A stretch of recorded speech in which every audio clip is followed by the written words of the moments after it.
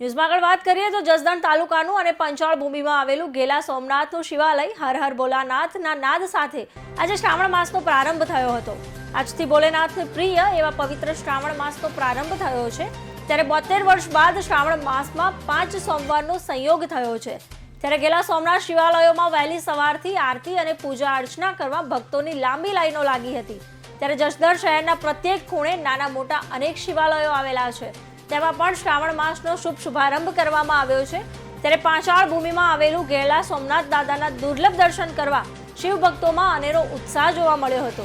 ત્યારે વહેલી સવારથી જ શિવ ભક્તો દૂધ, પંચામૃત, જળ, શેરડીનો રસ તેમજ નાળિયેરનું પાણી જેવી અલગ અલગ પૂજાપાઠ દ્વારા મહાદેવજી ઉપર અભિષેક કરવામાં આવ્યો હતો।